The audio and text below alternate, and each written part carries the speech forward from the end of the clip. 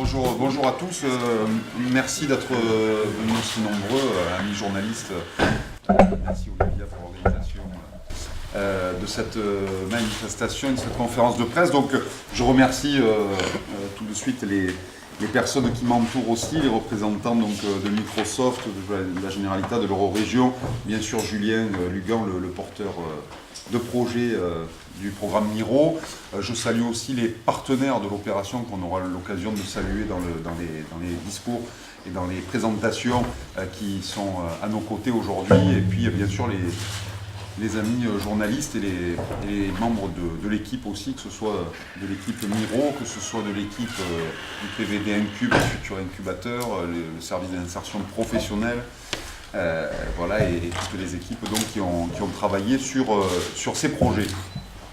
Moi, je rappellerai simplement le cadre général et la politique que nous menons en ce sens, et finalement la concrétisation aujourd'hui d'un des éléments, d'une des briques de la politique générale que l'on mène avec des partenaires à la fois de prestige et de qualité à nos côtés. Le programme Miro, d'un côté, donc, qui existe depuis 2012, qui est un programme d'investissement d'avenir porté par l'Université de Perpignan avec plusieurs partenaires publics et privés, notamment bien sûr l'Université des Îles Baléares, l'Université Pierre et Marie Curie pour le site de Banyuls, Sciences Po Toulouse, et tout un panel de partenaires dans le cadre de l'Eurorégion. Donc ça, c'est un premier point. Le programme Miro qui a vocation sur plusieurs éléments de favoriser les innovations, qu'elles soient d'ordre pédagogique, mais aussi des branches professionnelles et des territoires dans le domaine, c'est une expérimentation dans le domaine du tourisme culturel et des patrimoines initialement qui évoluent. Donc un master online quadrilingue sur ces questions-là, donc qui était la première rubrique. Il y a eu pas mal d'évolutions. Là, on est en train de travailler aussi, bien sûr, à la formation continue et au travail au service de la formation continue, donc des contenus réactifs, sécables, en ligne, à la demande et en partenariat avec les branches professionnelles, parce qu'on est intimement convaincu que c'est ça l'avenir aussi de la formation et notamment de la formation continue. Donc en partenariat avec plusieurs organismes et notamment, vous le savez, avec Microsoft sur les développements aussi, on y reviendra, mais aussi avec l'Organisation mondiale du tourisme. Et là, on est sur un autre volet qui était prévu dans le programme, je le dis tout de suite, comme ça peut-être ça répondra à un certain nombre de questions que vous vous poseriez. Donc depuis 2011 que nous avons rédigé le programme Miro, ces rencontres telles que nous allons l'organiser autour de Miro Incube étaient déjà programmées. C'était déjà une brique prévue pour 2017-2018. Donc là aujourd'hui, on a un point de rencontre entre un programme Miro qui explore des innovations dans les domaines pédagogiques et de l'insertion professionnelle en lien avec l'économie des territoires. Et de l'autre, nous avons la montée en puissance de l'hôtel d'incubation d'entreprises innovantes. Vous avez certainement, pour ceux qui ont lu l'Indépendant ce matin, vu le supplément donc, dédié à l'hôtel d'incubation qui va être livré d'ici mars et qui incubera donc un certain nombre de projets issus de l'université ou d'ailleurs en lien avec nos activités pour irriguer et favoriser l'implantation d'entreprises sur le territoire. Finalement, ce point de rencontre, c'est quoi ? C'est de créer effectivement ce moment qui aura lieu donc mi-février et que Julien vous détaillera juste après. Donc pour favoriser finalement les rencontres entre les professionnels, les experts, les porteurs de projets, bien sûr les étudiants, mais pas que, dans les secteurs du M-tourisme donc, et finalement des évolutions du tourisme. Je vous rappelle que le tourisme, quand même, dans l'Eurorégion, c'est, je crois, 41 millions de touristes annuels. C'est quand même un élément économique majeur, tant pour, je dirais, nos partenaires du Sud que pour la région Occitanie. Donc on est vraiment sur un enjeu fondamental qui est les mutations aussi des activités premières économiques de nos territoires.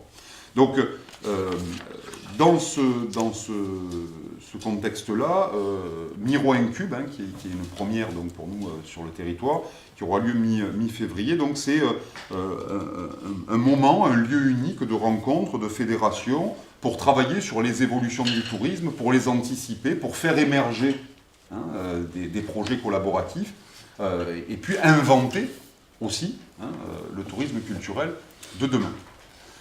Donc ça, c'est comme ça qu'on l'a pensé, avec tout bien sûr des partenaires d'excellence qu'on ne présente plus, des partenaires de poids, des partenaires qu'on n'a pas l'habitude de voir sur Perpignan. On aura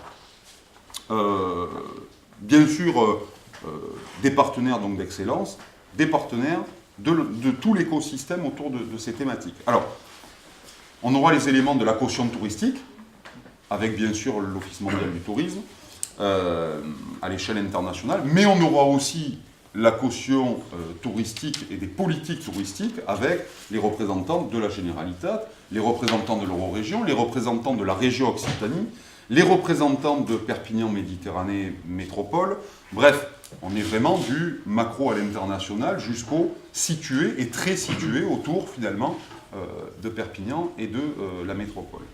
Le deuxième point, on aura une caution bien évidemment technologique. Notamment, bien évidemment, Microsoft, qui connaît parfaitement et qui fait plus que les connaître, puisqu'elle les anticipe et les crée, ces innovations et ces perspectives technologiques. On aura également finalement, les acteurs essentiels aussi de l'innovation, au sens large.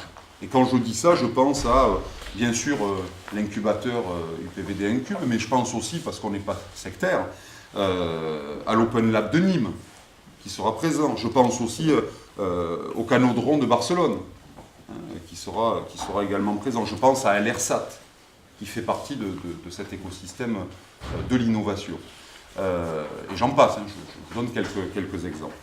On aura également, et c'est essentiel, la caution du monde économique, au niveau local, avec les représentants de l'union patronale, des chefs d'entreprise, plusieurs dans différents secteurs, notamment des secteurs du numérique, même si ils ne sont pas très développés ou extrêmement denses sur ce territoire, mais il y a effectivement une dynamique qui s'amorce. Et puis, bien sûr, une caution scientifique est évidemment indispensable.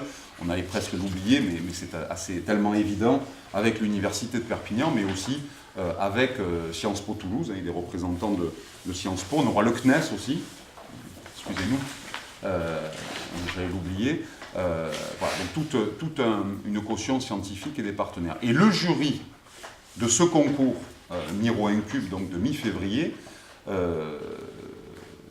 contiendra bien évidemment des représentants de chacun de ces secteurs, de chacune de ces sphères d'expertise,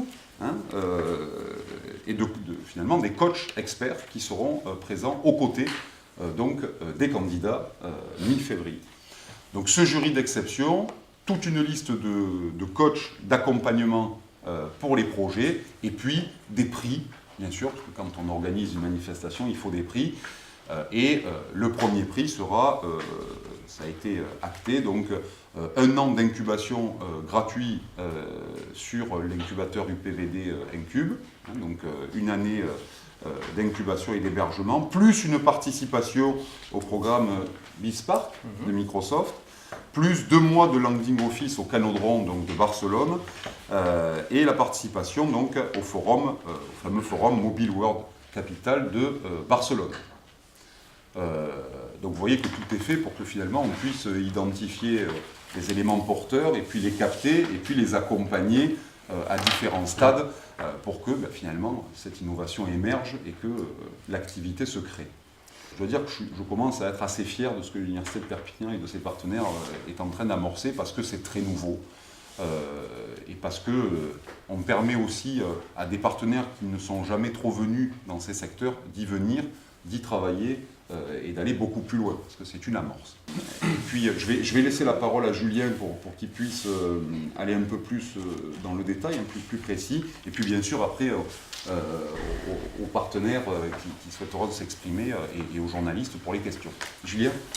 Ce concours d'innovation est une des multiples actions menées par le programme, et il a été rappelé qu'on a essayé d'être innovant dans le domaine pédagogique, puisqu'on a créé un master multilingue en ligne, à distance, avec des outils très innovants, des supports assez innovants. On a essayé d'être innovant dans le cadre géographique dans lequel s'exprime le programme Miro, en associant des universités de 3 pays, puisqu'on couvre l'Andorre, la Catalogne, l'Espagne, mais également Midi-Pyrénées. Et donc le concours, il faut le repenser dans cette philosophie globale qui est celle de l'innovation, c'est-à-dire un décloisonnement des pratiques, un décloisonnement des questionnements. Alors il était prévu, oui, dès l'origine du programme, qu'il soit organisé un concours qui permette de mettre en relation, comme l'a évoqué le président de l'université, de mettre en relation les actions qui étaient menées, nous, de notre côté, du point de vue de la pédagogie, de la recherche de solutions de pédagogie innovantes, la création d'un écosystème, et ça je crois que c'est extrêmement important, on en est le reflet aujourd'hui, un écosystème qui va lier des institutions publiques, des acteurs du public en même temps que des entreprises privées, et qui les associe sur un territoire qui ne soit pas simplement un territoire régional, mais un territoire européen, en tout cas euro-régional dans notre cas.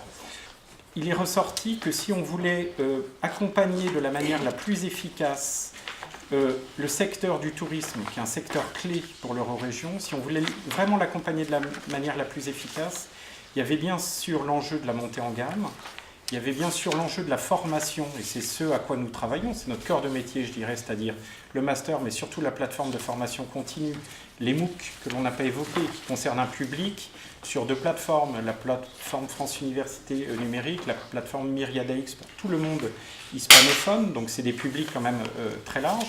Donc il y a les solutions pédagogiques, il y a des solutions technologiques, et là encore je peux remercier Pierre-Louis parce qu'il a aidé une partie de l'équipe du programme Miro à développer une solution de traduction et de transcription simultanée, Miro Translate, dont le brevet est en cours de dépôt.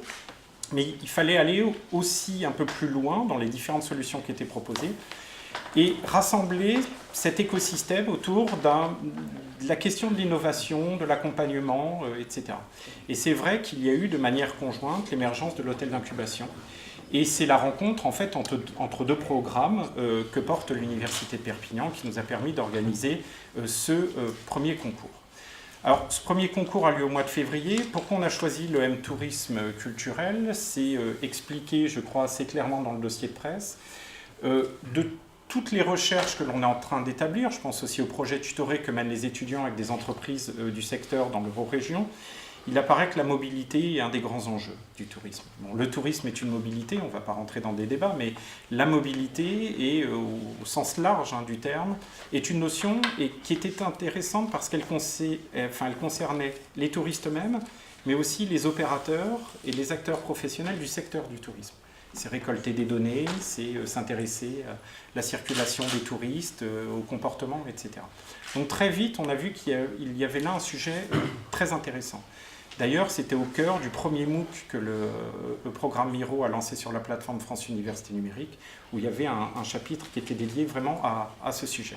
Et on s'est dit qu'il y avait là l'occasion de travailler avec l'hôtel d'incubation, bien sûr, de montrer que l'on était toujours, c'est l'innovation par l'innovation, en recherche de solutions innovantes. Ça nous permettait de valoriser tout ce maillage euro-régional que l'on avait mis en place, et puis de montrer que l'université, c'est l'innovation. L'université retrouve son rôle, qui est celui de recherche, d'application, de lien avec son territoire, etc. Donc inscrivez-vous, les réseaux sociaux, on a créé un événement sur Facebook, on relaye via Facebook et Twitter toutes les informations nécessaires. Il y a des communiqués de presse, des dossiers de presse qui sont disponibles dans les 4 langues du programme. On est là vraiment pour renseigner au maximum les acteurs. Que dire au niveau logistique? C'est un concours qui commence le vendredi soir.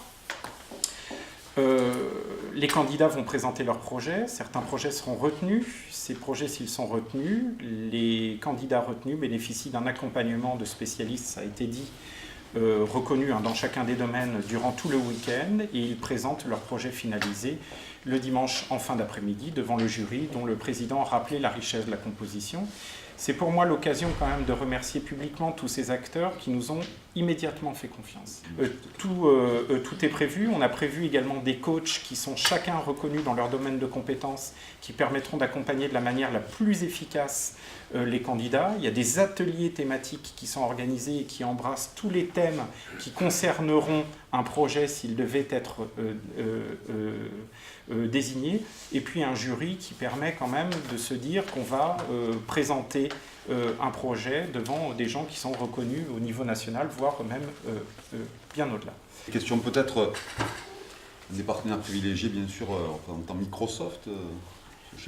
Bien, merci Monsieur le Président, merci Julien de m'avoir invité ici. Tout d'abord, je voudrais bien entendu dire que nous sommes très heureux d'appuyer Miro depuis quelques années et ce projet. Miro a été ce qu'on appelle dans notre jargon early adopter, expérimentateur de technologies qu'on pourrait qualifier maintenant d'intelligence artificielle, de transcription automatique du langage et de traduction automatique multilingue. Donc on a appris à travailler ensemble avec Julien et avec son équipe, spécialement sur ce sujet qui est très important. Miro, c'est très loin et Perpignan, très loin de Seattle, mais les expérimentations et les tests de logiciels aussi avant-gardistes qui évoluent en permanence sont très très regardés et écoutés par les équipes de développement, y compris d'une multinationale aussi grosse et si loin de Perpignan à Seattle. Et c'est comme ça qu'on progresse. Julien a parlé d'écosystème. Et c'est un mot qui est très important, qu'on emploie énormément. On parle beaucoup de start-up aujourd'hui, qui est une nouvelle façon de faire des entreprises. Et si on peut caractériser ce qu'est une start-up, c'est par quelques caractéristiques essentielles. C'est la rapidité, la capacité à travailler en réseau, l'agilité, et la capacité à adopter les technologies émergentes du numérique. Et ça ne s'apprend pas le jour où on crée sa start-up, ça s'apprend aussi quand on est étudiant, en simulant, en faisant des projets comme MironCube, donc des hackathons. Il y a dans le monde entier des start-up week-ends qui ont fait florès et qui ont donné lieu à cette forme de travail. Et donc c'est un extrêmement bon signal de voir que l'Université de Perpignan, à travers ce programme de pointe qui est Miro, adopte aussi ces pratiques-là et qui ensuite pourront donner lieu à des jeunes pousses à l'incubateur de Perpignan. Et effectivement, aujourd'hui, on peut tout faire à partir de notre smartphone, quasiment tout. On le dit, 90% du travail qui est réalisé se fait aussi à distance aujourd'hui, y compris dans le domaine du tourisme. Donc on est véritablement sur des mutations profondes des secteurs, des modes de fonctionnement, des modes d'enseignement, des modes d'innovation, des modes de recherche appliquée, des modes de consommation. Et il faut non seulement qu'on s'y adapte tous, mais il faut qu'aussi on soit capable de les anticiper et de quelque chose qui est très important selon moi et qui n'est pas un terme galvaudé, qui est de les co-construire. Et aujourd'hui, quand on voit effectivement tous les partenaires autour de cette thématique à Perpignan mi-février, ça montre qu'on est véritablement dans une dynamique de co-construction et d'agilité. Voilà. Donc ça, je pense que c'est extrêmement important. C'est un sacré pari de créer Miro. Quand je présente Miro à mes collègues en région parisienne ou même aux États-Unis, une initiative comme celle-ci, multilingue, des diplômes multi-pays, je crois que ça ne s'est jamais fait ailleurs, mais ça a été fait à Perpignan.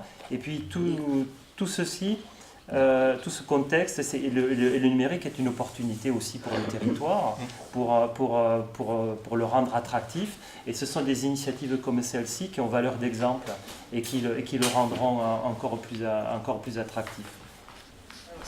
la Generalitat, tant en el govern català com dins de l'Euroregió, el turisme és un dels principals eixos i treballem molt buscant el turisme sostenible. Hem deixat que el 2017 va ser l'any del turisme sostenible i ara entrem en l'any 2018, que és l'any del turisme cultural, i busquem desenvolupar un turisme sostenible, la desconcentració de les zones que estan ara amb una elevada concentració de turistes, com les grans ciutats, com Barcelona, que coneixeu els problemes, i dinamitzar les cultures locals i potenciar totes aquelles oficines de turisme local treballant amb cultura, desenvolupant els productes locals de cultura amb un turisme responsable, que de fet és entrar dins del programa que porteu vosaltres.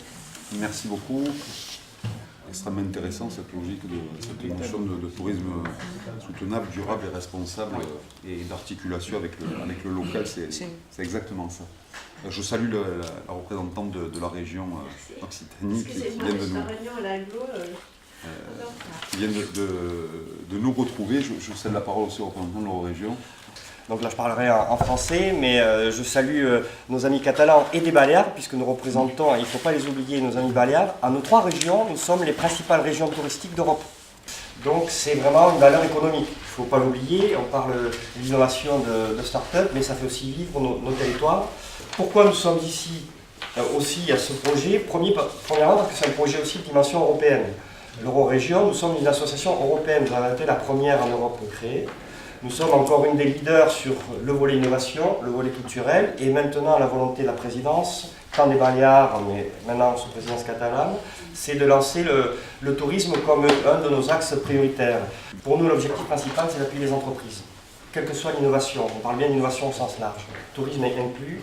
Tout ce que vous faites ici, moi ça me permet quand je vais à Bruxelles de dire on a des territoires qui innovent, prenez-en compte, et que tout ne soit pas focalisé dans les grands centres urbains, que ce soit Munich, Barcelone, Paris ou Londres. Donc voilà, comptez sur nous, l'Eurorégion est maintenant à vos côtés. Peut-être Madame Bertrand, donc, qui est la directrice des grands sites touristiques de la région Occitanie. Effectivement, pour nous, toutes les stratégies numériques sont extrêmement importantes et la mobilité également est très attendue dans l'appel à projet du nouveau grand site d'Occitanie. Comme vous le savez, le schéma touristique régional a été voté sur 2 grands axes que sont qualité et innovation. On voit bien à travers les différentes interventions et la mutualisation et la coproduction dont vous avez parlé aussi, ou la co-construction d'événements comme ça au service des territoires et des acteurs, on voit bien que, voilà, vous l'avez dit, Cheikh, je pense qu'on n'a pas de complexe à faire ici. Il faut prendre le taureau par les cornes, il faut assumer, il faut travailler et puis s'unir dans l'intérêt général. En tout cas, c'est notre mission de service public qui s'exprime là. J'avais une question concernant J'avais 2 questions. Une concernant le Bismarck de Microsoft, et une deuxième concernant concrètement sur ce week-end d'innovation. Comment ça va se passer? Alors, est-ce qu'il y a une personne qui arrive avec une idée comme ça, qui a germé dans son esprit, mais qui est concrètement, c'est pas bien qu'elle va mettre en place, et les coachs vont aider en 46 heures, ou alors est-ce qu'il faut arriver avec une idée déjà plus établie, et puis quels sont les types de coachs, voilà. 2 questions. Le programme Bisparck, oui, effectivement, l'acronyme est un peu mystérieux. C'est un programme d'accès gratuit à toutes les technologies de Microsoft, absolument toutes, qui est dédié aux startups. Une startup qui démarre n'a pas les moyens d'acheter tous les logiciels dont elle a besoin. Et donc ce programme est là, qui dure 3 ans, qui est sélectif et qui permet aux startups de démarrer sans aucune contrainte. Et donc, l'idée c'est que l'équipe vainqueur puisse de facto rentrer dans ce programme. Et puis on lui donnera un peu de visibilité, on les fera venir dans nos locaux, on leur présentera d'autres startups, d'autres coachs, on aidera un petit peu à guider les premiers pas. Et ça c'est, on verra sur le moment. Mais Bisparck c'est ça. Et juste pour compléter ce qui vient d'être dit, et pour un petit rappel, parce que ça sera très important, mais ça on y viendra quand on présentera plus en détail UPVD Incube, mais une fois qu'ils auront été incubés, une fois qu'ils seront allés voir ce qui se fait effectivement avec Microsoft, ils auront eu aussi ce terreau fertile pour l'émergence, etc. Ils sont tenus, s'ils sont incubés, de venir créer l'entreprise sur le territoire perpignanais. Je vous le rappelle parce que c'est une des clauses quand même de l'hébergement dans l'hôtel d'incubation de tous les projets. Ils sont incubés par l'université et l'écosystème des partenaires pour pouvoir créer de la valeur ajoutée sur le territoire. Une fois qu'on est inscrit, oui, on vient avec... si on vient avec quelque chose d'abouti, ça n'a pas trop de sens de venir à un concours. On vient avec un concept, une idée, c'est pour ça qu'il n'y a pas de profil. C'est le principe du Startup Weekend en fait. C'est un concours d'innovation. C'est exactement ça. La manière dont ça fonctionne, c'est pour en avoir fait quelques-uns, c'est que parmi tous les participants, il y a des projets qui sont déjà un peu avancés, d'autres qui sont peu développés, d'autres qui n'ont pas d'intérêt, et certains sont farfelus. Alors, rarement quand même. Quoi qu'il en soit, l'idée c'est de sélectionner un certain nombre de projets, certains malheureusement ne sont pas acceptés, et puis de créer des équipes par motivation personnelle autour des projets qui ont été sélectionnés. Et puis très naturellement, on voit les participants qui sont venus avec une idée mais qui finalement n'a pas été acceptée, rejoindre une équipe et puis se mobiliser sur leur projet. Il faut bien rappeler, si vous le voulez bien, au niveau de la diffusion que vous en ferez, que c'est ouvert à tous, que c'est ouvert à toutes les langues. On peut y parler anglais, espagnol, catalan évidemment, français. Enfin, vraiment, c'est très ouvert à tous, quelles que soient les générations, quelles que soient les origines géographiques, les profils, les statuts. Il faut juste que tout le monde accepte un petit peu de se désinhiber, de faire le pas et de s'inscrire. Après, ça roule tout seul. Pour que le concours soit un succès, vous vous attendez à combien de candidats à peu près? Bon, déjà, il faut être humble. L'idée, c'est pas non plus de démultiplier et d'avoir des centaines de candidats. Je pense qu'il y a eu une barre maximale qui a été fixée pour pouvoir le traiter correctement. C'est une dizaine d'équipes. Une dizaine d'équipes, donc d'à peu près 3 personnes, c'est ça que tu identifiais. Donc pour cette première édition, le but c'est de privilégier plus le qualitatif et l'esprit d'accompagnement, d'émergence, de synergie que d'avoir du volume. Je pense que l'idée c'est d'encourager les initiatives et finalement de faire germer la graine et que cette graine se transforme, que ce soit finalement un prétexte d'émergence. On est vraiment dans une logique d'accompagnement de ces initiatives et de stimulation de ces initiatives. Après, ceux qui auront la chance d'être primés, d'être incubés, d'être accompagnés, c'est vrai qu'ils auront un tremplin extraordinaire. Les autres, ça leur aura peut-être aussi permis de définir et d'être coachés, ce qu'ils n'auraient pas fait dans le cadre habituel. Mais merci à tous en tout cas, merci aux partenaires.